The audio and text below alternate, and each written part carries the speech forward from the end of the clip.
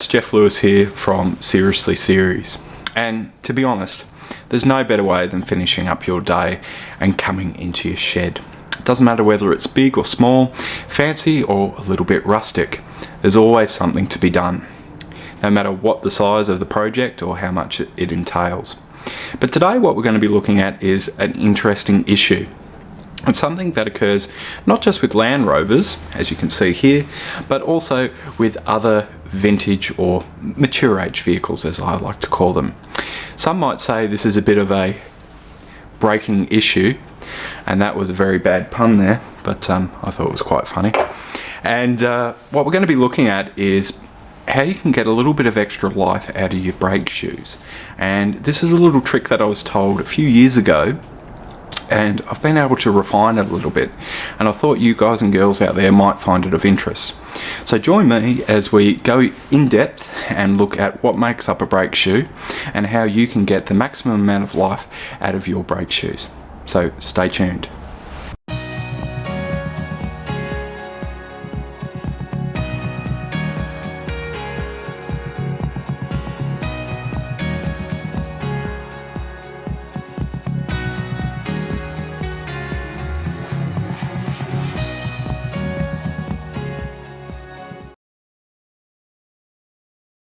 So one of the issues that's faced, particularly with the Land Rover series vehicles, and when I'm talking about that, I'm talking about the proper Land Rover series vehicles, so the vehicles that were built in 1948 right up until 1985. Now, these vehicles use a single lip seal in the stub axle, and I've got one here to show you. So what do I mean by a stub axle? This is what a stub axle is. So obviously these are where your wheel nuts go, wheel bearings in here, either side obviously, and then you've got your drive flange which goes on here, and your bolts go in there too, axle in the center. Really simple. Now these changed obviously over the years. There's a number of different variants for your Land Rover, but basically the seal that actually went inside them, which I've got an example here, looked something like this.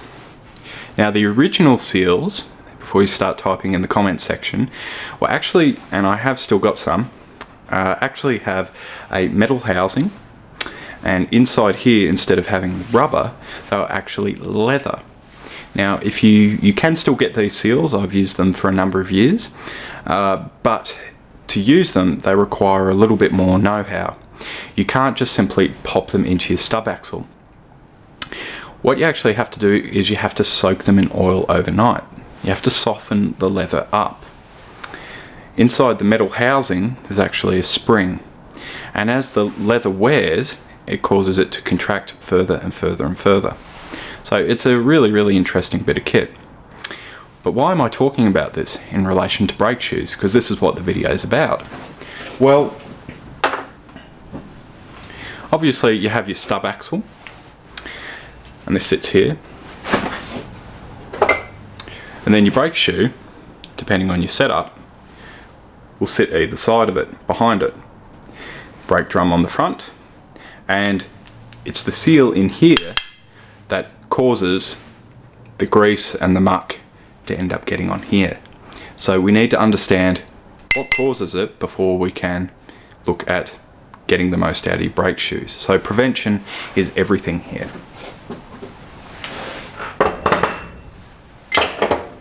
So the problem with leather seals is that they do work quite well. They don't last as long as the neoprene or the rubber seals that you get or can get for your vehicle, but they do work quite well. As I said, I've used them for a number of years on my Land Rover Series 2. They are a lot easier to actually knock into the stub axle than the rubber seals. These actually you've got to be quite careful when you knock them in, because they can actually buckle and twist and bend. So you have to be a little bit careful and just take your time and you'll be fine. But obviously after leather was no longer in fashion, they went over to rubber seals. Now, these rubber seals that we use in series vehicles, and particularly in the FJ Cruisers and that too, and a lot of other vehicles from this period, have a single lip in here. Now, why am I talking about lips? Well, this is actually really important. This actually obviously sits in the stub axle and then actually runs either on a the Land Rovers, they use like a collar that actually sits on, and it runs on that. On your patrols and your Land Cruisers, it's actually a part of the actual assembly itself, so you can't actually interchange where the seal actually runs on. And there's a few pros and cons to that. But basically, the issue that you have with a single seal is if there's any kind of imperfection on the surface that it's running on, whether there's just a tiny little nick in it, or whether there's a bit of steel that's being flicked up, or even the worst thing is actually sand. If sand gets inside your drums, that'll do it too. And what happens is it'll slowly eat away and cause little imperfections in the seal and actually cut it, you could say. Once that happens, the transmission fluid that is actually inside and has been pumped inside to your bearings, or the grease that's in there, depending on the viscosity of it, will slowly get out over time. This will get out and then it'll get spun round and it'll flick onto your brake drum, and then that gets onto your brake shoes, and that leads us to the next chapter.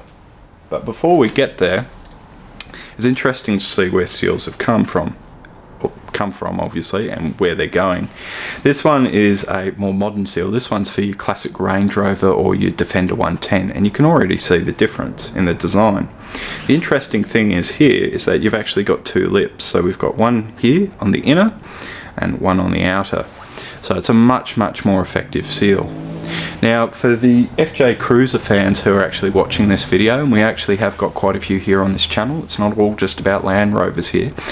I believe Terra Firma or Terrain Tamer, they actually do an aftermarket stub axle seal that you can actually use, and these actually have, I think, 2 or 3 lips on them, so if one fails, you've still got 2 there. If 2 fail, you've still got 1 there, so the seal's going to last infinitely longer than the standard Toyota Land Cruiser seals that you get for the vehicle. So well worth checking that out.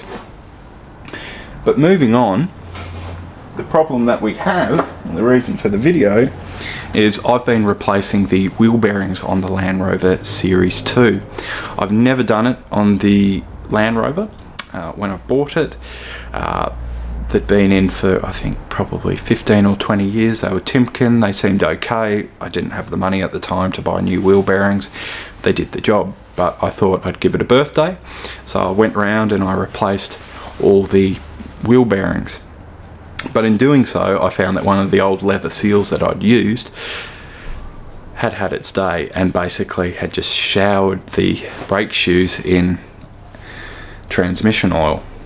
And this is something I thought might be of use, particularly not necessarily on a day-to-day basis, but if you are out in a remote area, most of the videos on this channel are pertaining to that, and you're having trouble sourcing parts, this will help you to be able to get your brakes back just for a bit, just a temporary measure. So basically, the old brake shoes used to be made out of asbestos. Nowadays it's some other kind of fibre, and I don't know what, but either way it's a fibre, and many of these brake shoes that you can actually buy are made in certain countries that still sadly use asbestos. Now, back in the day, you used to be able to buy brake liners, and I have got a few of them around, so if you want to see a few of them, leave a comment down below and we'll try and do a bit of a video on how drum brakes have evolved over time. But you'd actually buy the brake liner, so you would buy this bit here of asbestos, and there was holes in it. There was also holes in the brake shoe here, and what you'd actually do is you'd rivet the asbestos to the actual steel brake line or steel brake shoe, and that would be what you would use. So the actual brake shoe part would last you a lifetime. Obviously we don't use, in particular countries, we don't use asbestos for the fibre on the brake shoe itself, but asbestos is actually really quite interesting. It's very bad for your health, so if you are working on a vintage or more mature vehicle, make sure if you are blowing out the brake drums that you have a dust mask on and you're doing it in an open air environment. You know, it is pretty nasty stuff. So yeah, please do that. But one of the fantastic things about asbestos is it's actually heat resistant, and you don't have to go that far back in time to actually see what asbestos was used for. It was used for pretty much everything, even the insulator inside electric blankets. So it's pretty incredible. And a lot of people still regard asbestos as being probably one of the best fibres that you can actually use for your brake pads. You get the best performance out of it. And I remember when I spent quite a bit of time in the United States, that a lot of people there who were really into their racing and all the rest would go to certain countries down south, and they would actually come back with brand new asbestos brake shoes in their cars. So there's still a demand out there for it. But the problem with asbestos and the problem with brake shoes is that they're porous. So when the oil actually gets flung out onto your brake drum, it then gets absorbed into the brake shoe, and that's the problem. Now, why does this occur? Well, it's very simple. They're fibres. Asbestos is a fibrous mineral, so it forms long needles. Now, these needles are obviously, or the rock itself, because it is rock, is broken down. It's made into a paste or a slurry. It's then made into the brake liner. The brake liner nowadays uses an adhesive and is actually stuck onto the shoe itself. So being a fibre, it means that the needles, which are long, end up stacking on top of one another. And instead of meshing in nicely and leaving no gaps, they actually leave quite a few gaps. And this allows the oil to get in through these gaps, and this is known as porosity. So in order to get the oil out, what we have to do is we actually have to heat up the brake shoe. And there's a couple different ways of doing this. One of the best ways of doing it is if you're in a cold, temperate environment and you've got access to a fire or a wood heater, simply put a tray on top or a bit of tin, and you don't want it over a really, really hot fire. You just want it over a nice, warm fire. Simply sit the brake shoe on top, leave it there overnight, and it's amazing. You'll actually see a pool of oil around the bottom of the brake shoe, because as the brake shoe itself, the iron behind it heats the asbestos up, or the fibres, and then the actual grease and the actual oil slowly runs out of it. So it's actually really quite clever. And even if you're not going to use the brake shoes, give it a go. It's really, really interesting. But one thing that a lot of mechanics used to do quite a few moons ago was actually speed up that process, and they would actually use a blowtorch. So today, out of interest, I thought I would show you how to do that, and obviously show you a couple of things that you need to do and a couple of things that you very, very, very much need to follow, because it can be quite dangerous if you get it wrong, as anything is when it involves brakes, because you can't afford for your brakes to fail. So anyway, we'll head over to the workbench and we'll have a closer look at what we need to do. Rightio, so first things first, you want to put your shoe into a vise. Now the reason why you want to do this is obviously we're going to be using a blowtorch on the shoe itself, so it's going to start getting pretty hot or a little bit warm. So we really don't want to be having that problem with holding it in the palm of our hand. So it's good to put it in the vise. A good blowtorch is also required too. So anyway, I'll put the camera down and we'll fire up the blowtorch and we'll give this a go. Okay, so we've got the brake shoe in position here. Now, the one thing that we also need is a good rag. The reason why we need to have a rag or a old disused cloth of some kind is what we're going to be doing is we're going to be heating this up, and we're actually going to be, as we heat it up, we're going to be wiping off the excess. So we're going to be wiping off the excess oil and we're going to be wiping off the excess grease. So we'll just put the blowtorch on and we'll get to work. So with doing this, the hottest part of the blowtorch is not obviously at the stem, it's at the end of the blue flame, just here. That's the hottest part, up around here. So we just want to slowly and very carefully, just ever so slightly, just run this over the brake shoe itself, or over the asbestos or fibrous part of it.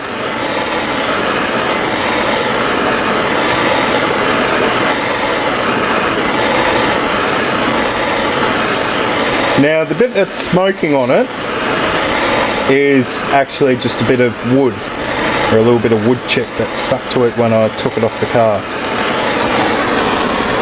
Now I'll zoom it in.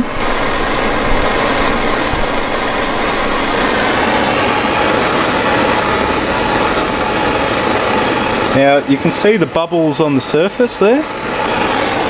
That's actually oil. Now if I wipe that off,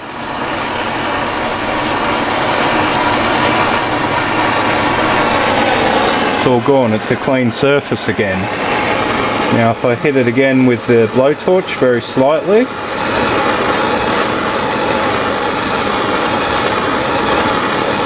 now it might look like it's shimmering a bit, but that's not actually the brake shoe, well, the actual asbestos or the fibres coming off. That is just the oil slowly coming out of it.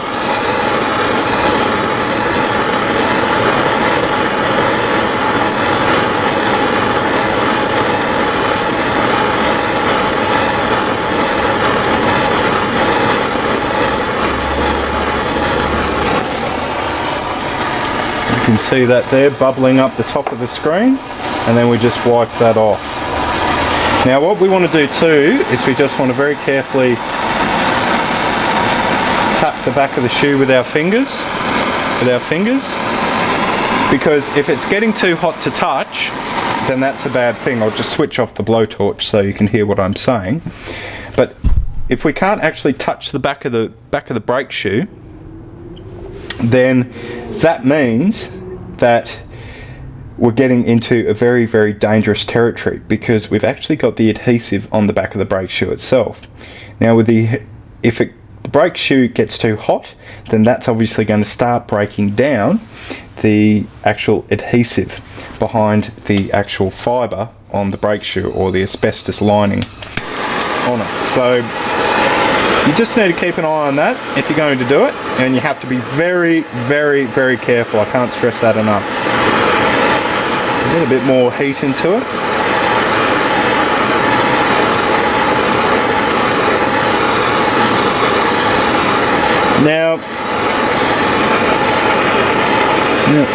Now you'll notice, particularly in the centre of the screen, if we take the blowtorch off, that there's no bubbles coming out. That's because all the oil and all the grease has actually come out of that part of the shoe. So it's all good. So we'll just keep going and working our way through the shoe itself. Just ease that off a bit.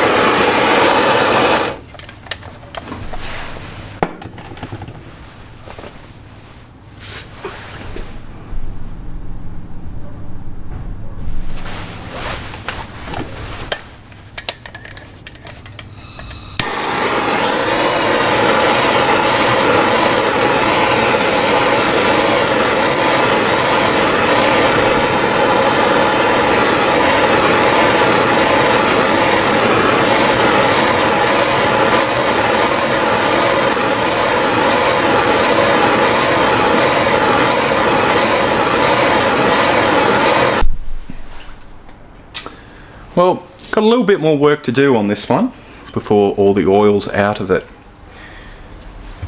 It's an interesting little trick, and even if you're out on the trail, as I said before, you can just put it on a bit of sheet of tin, put some coals underneath it, top the coals up, probably every hour or so, and you'll just watch the grease and the oil slowly come out of the brake shoe itself. So it's a really handy trick. But as I said, you have to be very careful that the brake shoe itself doesn't get too hot, otherwise the actual adhesive sticking the actual brake liner onto it will actually start to degrade, and you don't want that. There's no point putting dodgy brakes into your car, so you need to do it well. But it is a trick that'll get you out of trouble. I've done it quite a few times over the years, and the brake shoes have been fine, not a problem at all. And I do know of a couple of people that have done it many moons ago, and it's also got them out of trouble too. But anyway, I just thought this might be an interesting video. Anyway, I hope you've enjoyed this video, and if you want to see more videos like this, as I always say, click on the subscribe button down below. And if you want to support the generation of content here at Seriously Series, please join us on Patreon and pledge what you can. And I hope to catch you in our next video.